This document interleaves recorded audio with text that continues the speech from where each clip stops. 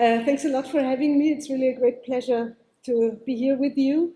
I'm very much looking forward to the talks and the discussions. I have the feeling that what I'm going to do today is quite a big contrast to what David is going to present. I just had a sneak preview on your material, but I think I could imagine that the contrast will teach us something. I have to say that I will deviate a bit from what I announced in my abstract. I announced that I would talk about Titian's flaying of Marsyas, but I will develop my thoughts on the relation of the virtual and the sense of touch with two paintings by Diego Velázquez instead. But we can talk about Marsyas if you like afterwards. Unfortunately, this is also a disclaimer. I got stuck in the 17th century. This happens to me quite often in recent times, but hopefully this also speaks to more contemporary questions in the discussion. My starting point for today is a painting by Diego Velázquez, a so-called bodegón. It shows a kitchen scene and has the title Cristo en casa de Marta y María, Christ in the house of Martha and Mary. It's one of his earliest paintings, probably even the first painting he did when he left his master. It shows a very beautifully detailed cooking situation in the foreground, opening into a biblical scene in the back. And as very often with Velázquez, it is debatable whether the second scene is set in an adjacent room, whether it is a painting in the painting, like a painting on the wall, or it might even depict a mirror that allows the viewer to see what is seen by the figures depicted. That would be the version of Las Meninas, of course, that if we conceive this as a mirror. Like in the much more famous Las Meninas, Velázquez installs an intricate play of gazes, both of his figures as well of the observers, and of deictic gestures. It's this choreography that allows for very different readings of the narrative of the painting and of very great interest to me of the proposed very relation between material, sensorial, and virtual dimensions. One thing is quite obvious, I think. The biblical scene is a virtuality embedded in a very, very material world. And the question that I want to follow is how is it embedded? What kind of relation does Velázquez suggest here? After looking at the painting a lot, or an image of the painting, I'm not that often in the National Gallery in London, but I had it as a screensaver for the last month. After looking at it a lot, I now have the feeling that the scene with Christ, Martha, and Mary is meant as a mirror that shows what the young cook sees. I think that this is the case because of the color stripe on top of the painting that has the same color as the space depicted. So the green color strip on the top of the back of the backward scene. So this is what you have to imagine. So this is the scene that the cook looks at, I think. I have the feeling that she has a both stubborn and envious look. She's dissatisfied with what she does, and at the same time she kind of longs for what she sees. And she's reminded of something by the elder woman besides her. I will come back to this question, what she is reminded of. The biblical story told is one about practical, worldly care work and the practice of faith, the practice of virtuality, you want to say.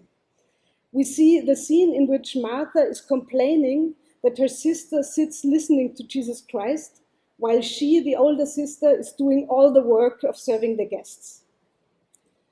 Those a bit familiar with the Bible will know that Christ tells the older sister, Martha, that Mary is actually doing right in listening instead of working. He tells her that Mary actually chose the better part than Martha with her practical approach. So one layer of the image is about, one could say, cognitive versus material labor. And the latter is very present and very plastic in the conceivable physical effort of the young cook grinding garlic and chili pepper. Just look at her red hands and the grip she has on the grinder. So a very strong and very conceivable physical effort of the cook grinding the garlic and the chili pepper. Christ, on the other hand, is doubled in the beautiful fish waiting to be cooked. Fish is the symbol of Christ. And the two eggs, symbols of the not yet born, of a virtual existence, might also be a symbol of becoming, but it could also refer to the two women from the same family. Something is about to change here. As the whole scene is about cooking, the transformation of food, I think it's not too far-fetched to read the image as a meditation on transformation, both material and transformation of the souls, as it was called in these days. We might call it transformations of the self. The young cook might be longing for a less arduous life, envying the young girl sitting and listening. But this social revolutionary undertone of Christian religion to leave behind the material world, the work of slavery, the world of red hands, is kind of contradicted with how the items of everyday life and practical work are here depicted, especially the surfaces. Fish, eggs, garlic, and chili, as well as the containers, the grinder, the jar, spoon, plate, are painted as delicately as the faces, the garments, and the skin of the women. That which belongs to the mundane world is depicted with much more subtlety. We heard the word already in one of the introductions. I think subtlety is a very important concept here. So those surfaces are depicted with much more subtlety, whereas the virtual world of the New Testament remains quite sketchy. Velázquez's artfulness and subtleness when it comes to surfaces is really quite remarkable, I think. And I think this has to do with how he conceptualizes the sense of touch in his paintings. Please keep in mind the chili and the garlic. I will return to them at the end of the talk. But now I have to return to an image that I talked about a lot in this book of Tuchfühlung, and I'm sorry that I have to return to this one, but it's so important in order to understand how Velázquez deals with touch that I decided to give you a little summary of what I saw in this image. Because I think that that one of his paintings is all about subtleness and all about the sense of touch. Subtle and understood in the literal sense of subtextilis as something that is finely woven or underwoven under something else. This painting has the name Las Hilanderas, is really coming back to my research because it's so rich with respect to our topic. It was considered as a factory painting until early 20th century. Velázquez really was a so-called aposentador real, so a court marshal responsible for inspecting the Real Fábrica de Tapices, so the weaving workshop of the king in Calle Santa Isabel, and and presumably he observed many scenes quite similar to the depicted scene.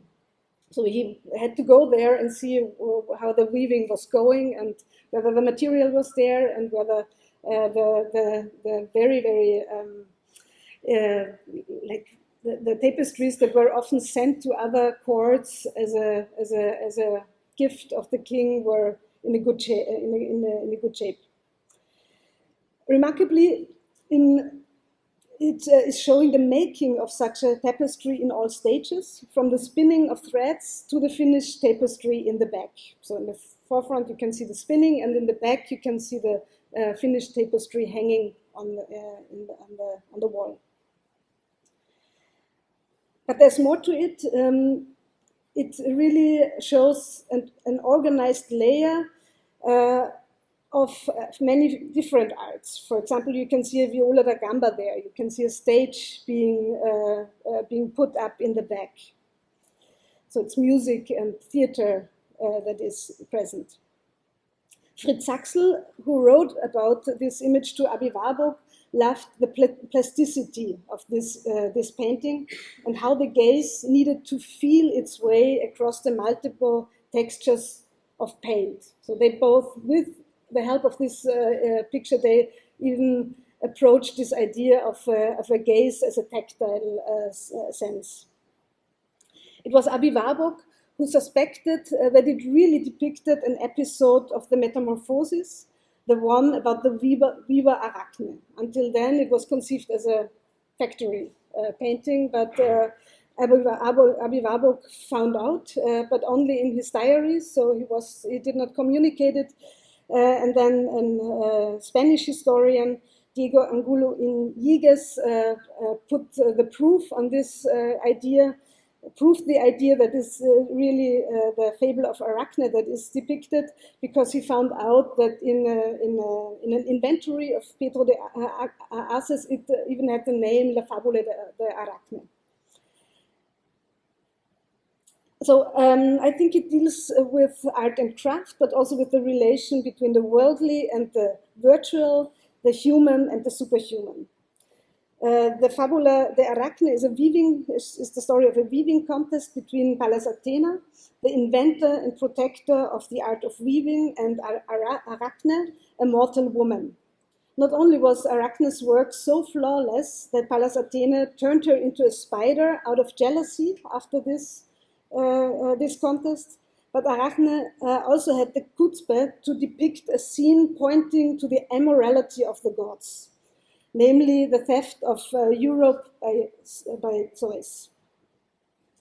Velázquez's painting depicts several episodes of the story simultaneously.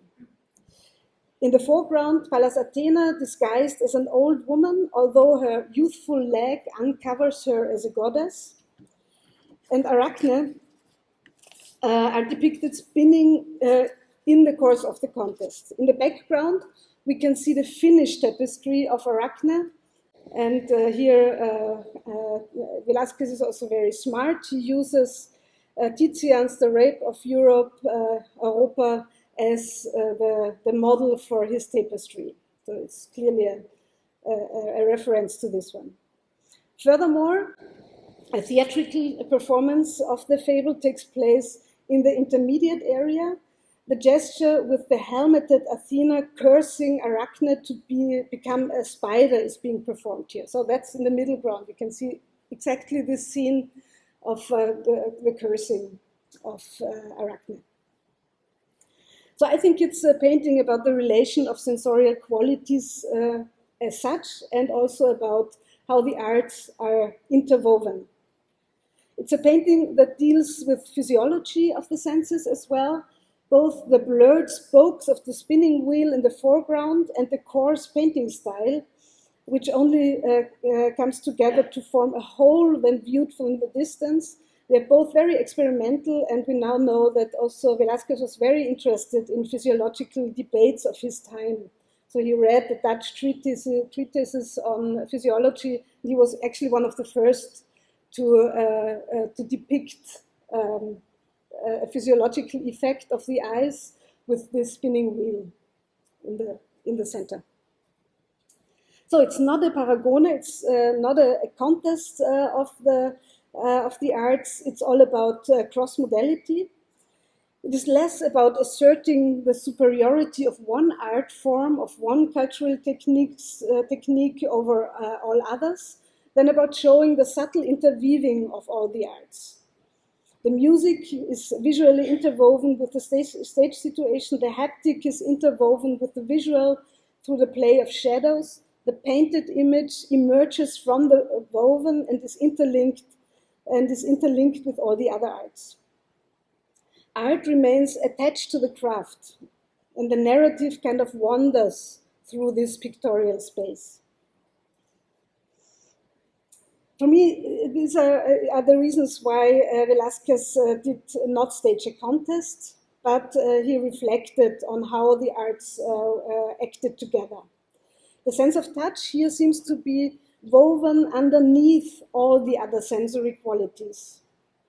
And in this way, I think that Velázquez's approach approximates Aristotle's reflections on the sense of touch in the anima, on the soul, where the sense of touch is in some instances treated in close proximity to koine aesthesis, to the common sense, as a sense that is one and many at the same time, and that is subtexilis, underwoven in all senses.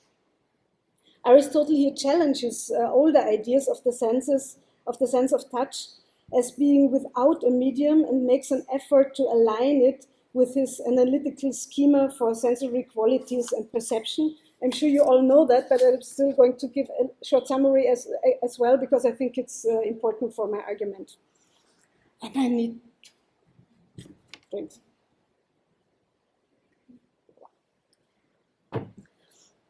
Aristotle presumed a threefold schema that distinguished between the perceived, the medium, and the perceiving organ. He discusses whether the sense of touch differs from other sensory perceptions, in that the medium and the organ are not to be clearly separated in touching. So that's his whole point. Where's the medium in touch? We see the visible through transparency with the eye, and the audible penetrates through the movement of the air to reach the ear. In other words, the medium affects the organ is acted upon by the medium. With the sense of touch, however, the direction of affecting is not that clear. The tangible touches the skin, but the organ is not acted upon by the medium, but rather, as he says very beautifully, I think, concurrently with it, like the man who is struck through his shield. As the metaphor of the sword and the shield indicates, the sense of touch is also the sense that makes the perceiving being, especially the perceiving person or other entity, especially vulnerable. The skin is also the organ for sensing pain, of course. These ideas lead Aristotle to understand the flesh, including the skin, not as the organ, but rather as a mediating instance, as the medium of the sense of touch, whereas the sensory organ for touch must be located somewhere inside, somewhere close to the soul, in the heart. So he's not very clear about that. More or less, it's the soul that perceives the sense of touch in a not very clear passage. Additionally, the sense of touch can simultaneously perceive and distinguish such diverse sensations as pressure, roughness, temperature, pain. As such, it is capable of demonstrating to the senses that they sense.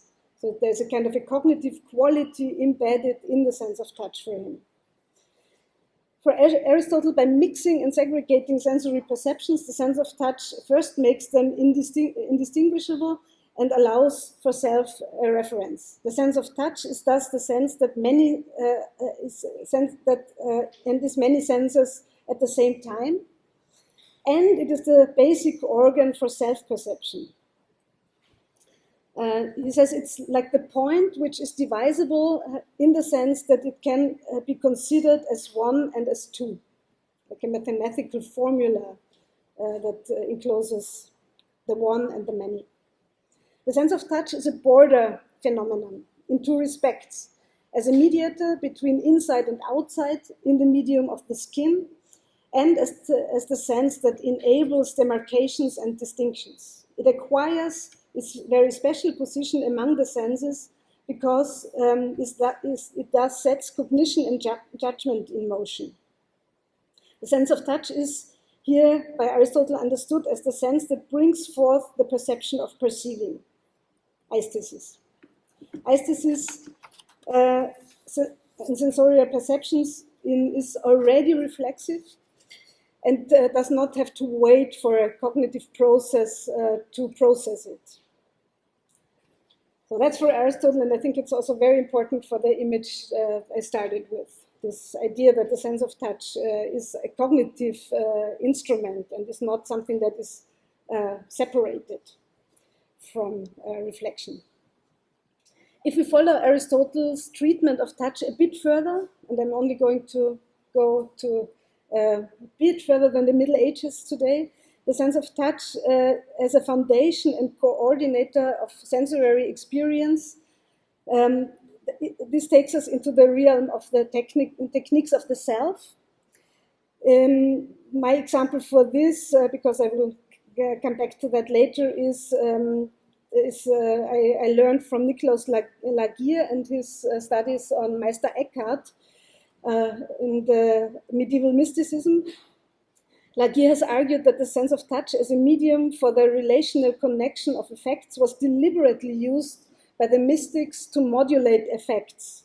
In prayer, which operates with words and gestures, but also in the writing of Thomas von Aquinas, he sees what he calls a dangerous proximity that is evoked by touch as a central component for transformative self-techniques, also with Ignatian exercises, of course. You have this very, very close relationship of sensing, words, and imagination. And this brings us back to Mary longing to exchange her duties, the cultural techniques of transformation of food, for a transformation of herself, a life-touching virtuality. But Velázquez, I think, is like Aristotle, more dialectical and less gnostic than a simple interpretation would have it. He does not position materiality in the realm of dark and dumb sensorialism. By highlighting surfaces and evoking the sense of touch, even for the eyes, he undermines the distinction between natural corporeality and the virtual. Instead, we as viewers find ourselves in a zone of contact that is equally imaginative and physical. As mentioned, the experimental threshold space of touch spans from the most tender to the most brutal. The ripping of skin and flesh and the wound is also part of this whole spectrum of the sense of touch. And this passage, the passage through the zone, can be also really destructive. And I think all this is caught in this image, also the painful and the violent aspects of the sense of touch. Whereas the vulnerability of the sense of touch is very present, its connection to pain does not figure in La Fabula d'Arachne. If you think back, this very aspect is really not there. There's not much violence in La Fabula d'Arachne, but I think it's very present here in Christ in the House of Martha and Mary. Look again at the young cook's hand, red from the effort of the grip, but probably also from touching the chili pepper. Look at her face. She could have wept just a minute ago, and it is unclear whether from the vapors of chili and garlic or because of disappointment and rage about her being bound to the kitchen duties. You really cannot say whether it's a physiological thing that you see or whether it's something that has to do with her social position or her being forced to work. And Velázquez, again, like with the spinning wheel, was quite right about a physiological mechanism of sensing. I myself only learned that very recently, but hotness, the taste that comes from the chili, is seen from modern physiology, now found out not a gustatory sensorial experience. It's not related to the sense, to tasting.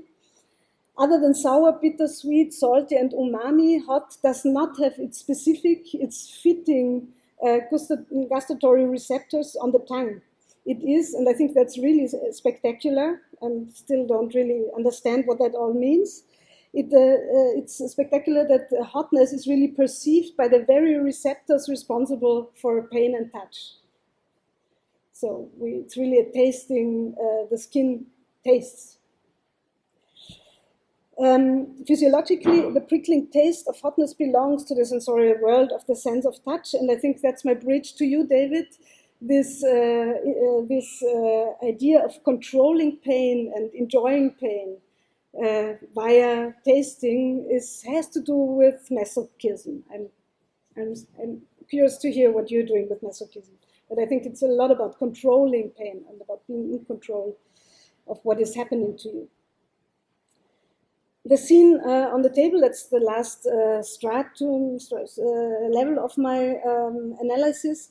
The scene on the table also quite evidently alludes to the most dramatic Christian scene about transformation, namely the consecration of the host, in which a simple foodstuff, a bit of dry bread, is transubstantiated into the real body of Christ that is then devoured by the believers.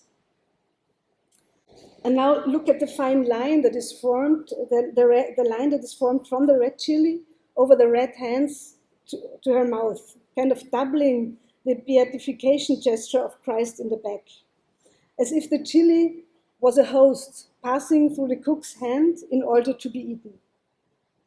So if Christ was not only in the fish, but also in the chili, the cook is already in very intense touch with him.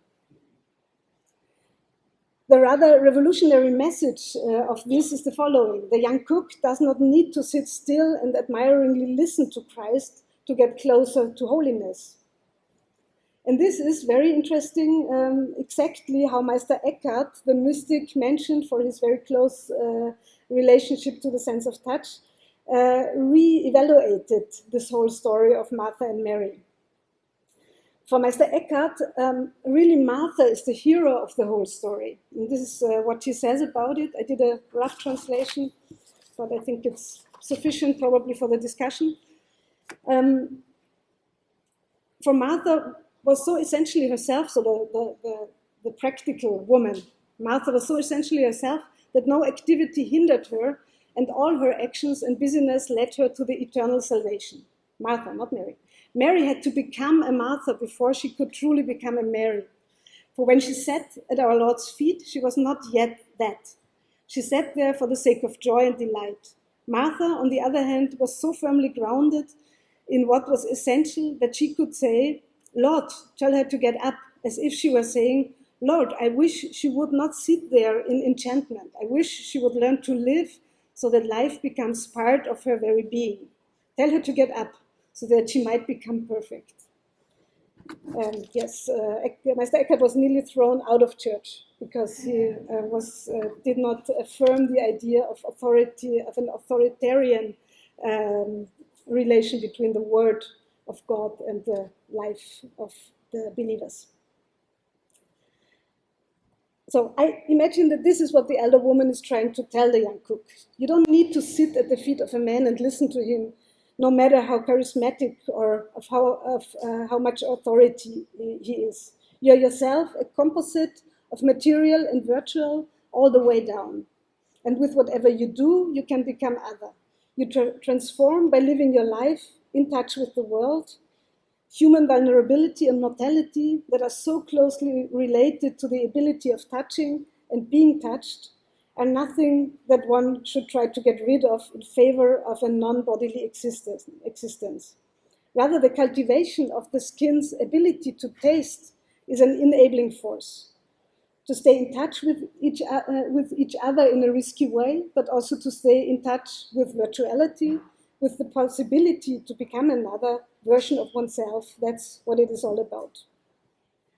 So next time you taste the exotic hotness of chili, remember that it's a colonial food, in Velázquez's time even more, so it's all about desiring the other. You might consider it as your own private ritual of becoming other via the prickly pain brought to you by the sense of touch. Thank you.